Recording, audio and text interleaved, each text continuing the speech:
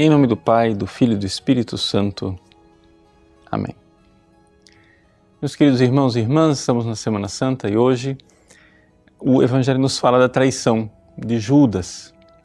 Exatamente a quarta-feira é sempre lembrada como um dia especial de penitência por causa desta traição. Foi o dia em que Judas procurou o Sinédrio para acertar ali o preço das 30 moedas, o preço da venda de um escravo, através das quais moedas Jesus seria entregue.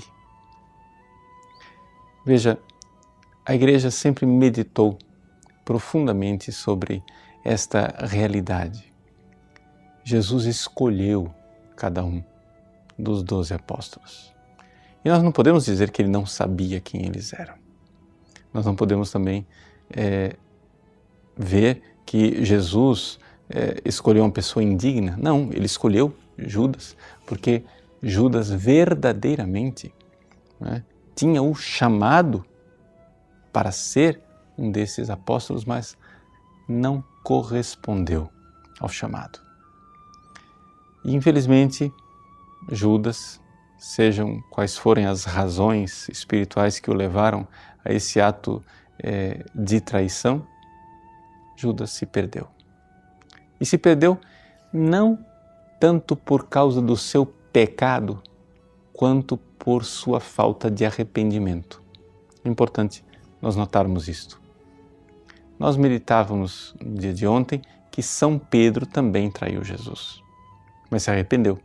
Se arrependeu e por isso hoje nós temos lá em Roma a magnífica Basílica de São Pedro recordando a santidade e a grandeza deste príncipe dos apóstolos. Se Judas tivesse se arrependido, nós teríamos várias igrejas no mundo inteiro. Quem sabe Judas seria um destes santos de grandíssima devoção no mundo inteiro. Nós teríamos igrejas de São Judas Iscariotes. Sim, Judas era chamado à santidade. E, no entanto, fracassou clamorosamente. Por quê? Por que este fracasso? É porque pela sua fraqueza humana ele sucumbiu e pecou? Não, na verdade é porque ele se fechou à graça do arrependimento, à graça do perdão. Veja, o desespero de Judas. Judas colocava a sua esperança em si mesmo, em sua capacidade de se reerguer, quando teria lhe bastado somente suplicar a misericórdia divina. Teria bastado somente uma lágrima, uma única lágrima de arrependimento, de chegar a dizer, sim, como diz São João na sua primeira carta, se teu coração te acusa de pecado, Deus é maior que o teu coração. Aqui, Satanás se mostra com a sua característica mais importante e mais terrível para nós. Satã, o acusador. Ele nos acusa. Primeiro, ele nos tenta e nos leva até o pecado. E depois que fomos tentados, depois que sucumbimos clamorosamente, não acontece aí na queda a maior tragédia, não.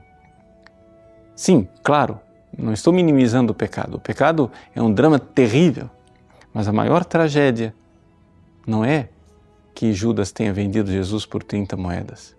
A maior tragédia é que depois de ter feito o pecado, ele não deu ouvido ao defensor, ao Paráclito. Ele deu ouvido ao acusador, ao Satã. Meus irmãos, neste tempo de Semana Santa em que nós nos aproximamos do Cristo e da sua paixão, acusemo-nos diante de Deus do nosso pecado, mas também, ao mesmo tempo em que nos acusamos, professemos a fé no grande Paráclito que é Jesus, que nos defende, no grande Paráclito que é o Espírito Santo, que nos defende, e recordemos também a Virgem Santíssima, que recebe o título de Consoladora, também ela, dos aflitos. Ela nos acompanha nesta semana e intercede por nós. Com estes grandes paráclitos, advogados nossos, apresentamos diante do tribunal, acusamos-nos de nossos pecados, mas recebemos a sentença da absolvição daquele que quer a nossa salvação. Deus abençoe você. Em nome do Pai, e do Filho, e do Espírito Santo. Amém.